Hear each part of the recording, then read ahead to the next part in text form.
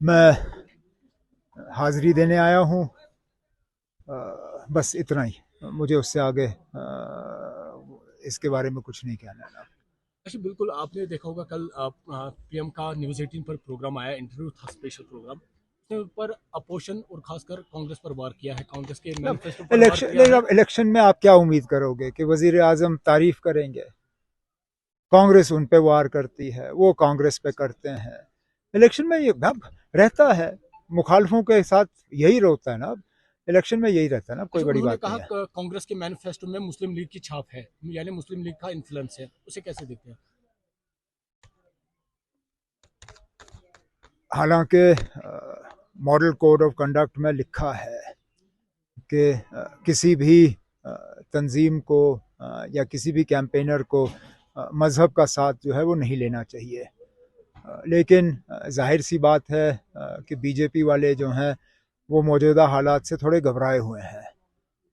तभी इस तरह के बयान, चाहे वो मंगलसूत्र की बात हो, चाहे वो मुस्लिम लीग की बात हो, या पिछले दिनों बीजेपी के एक मिनिस्टर ने ये कहा कि मुसलमान जो हैं हिंदुओं की ज़मीन जो है वो कब्ज़ा करने की तैयारी कर रहे हैं।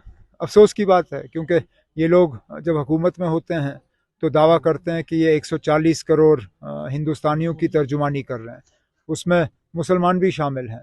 लेकिन जब इलेक्शन होते हैं तो नफ़रत के अलावा इन लोगों को और कुछ नहीं दिखता। अच्छा, एक और सवाल। क्योंकि अपोजिशन लगातार कह रही है एजेंसियों के जरिए दबाया जा रहा है, उन्होंने ये भी कहा 2014 से पहले भी एजेंसियां थी, तो अब क्यों डर लग रहा है? अब डर किसी को नहीं लग रहा है। अगर हम डरे होते तो क्या इलेक्शन में हम इस तरह उतर के बीजेपी का मुकाबला करते? फिर हम वो लोग होते जो बीजेपी के हाँ में हाँ मिलाते। डरे हुए नहीं हैं। लेकिन एजेंसी। लेकिन ये एक असलियत है। आप देखिए, जिन एजेंसियों के बारे में बात हो रही है, 90% से ज़्यादा जो उनके केसेस हैं वो अपोजिशन के खिलाफ हैं। अच्छा, ये भी हकीकत है, जिन लोगों के खिलाफ अपोजिशन में केस होते हैं, जैसे ही उनका बीजेपी के साथ रिश्ता बन जाता है वो केस गायब हो जाते हैं। अब महाराष्ट्र में डिप्टी सीएम पवार का देखिए, जैसे ही वो बीजेपी के साथ जाते हैं केस गायब हो जाता है। जैसे ही बीजेपी के साथ उनका रिश्ता टूट जाता है केस दोबारा जिंदा हो जाता है। हम डरे हुए नहीं हैं। एक हकीकत जो है हकीकत बयान कर रहे हैं। ठीक है।